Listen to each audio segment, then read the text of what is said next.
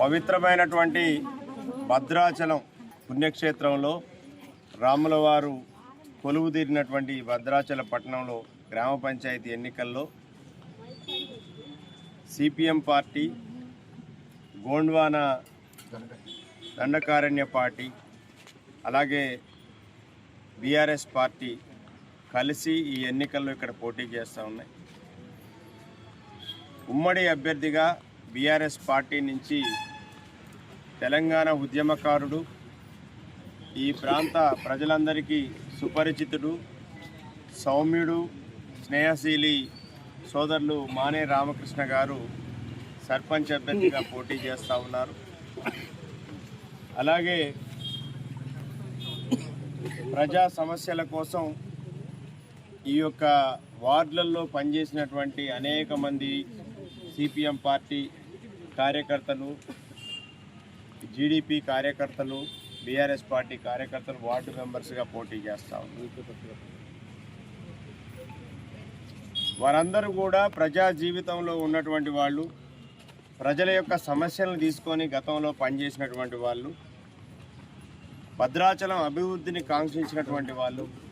భద్రాచలం ఈ పవిత్ర గడ్డ మంచిగా ఉండాలి, అందరూ బాగుండాలి, అందరి యొక్క క్షేమంగా ఉండాలని మనస్ఫూర్తిగా కోరుకున్నటువంటి వాళ్ళందరూ కూడా ఈరోజు ఈ యొక్క ఉమ్మడి ప్యానల్ నుంచి పోటీ చేస్తున్నారు.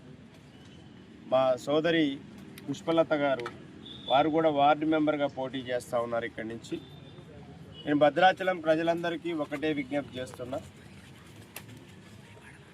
ఉమ్మడి అభ్యర్థిగా పోటీ చేస్తున్న మానే రామకృష్ణ గారిని, అలాగే 20 మంది వార్డు మెంబర్స్ని మీ యొక్క ఆశీర్వాదం అందించాలని, మీ పవిత్రమైన ఓటు వారికి వేసి మీ భద్రాచల అభివృద్ధికి మీరు పునాది వేయాలని కోరుకుంటున్నాం. భద్రాచలము అనేటువంటిది దక్షిణ అయోధ్యగా పేరు పొందింది.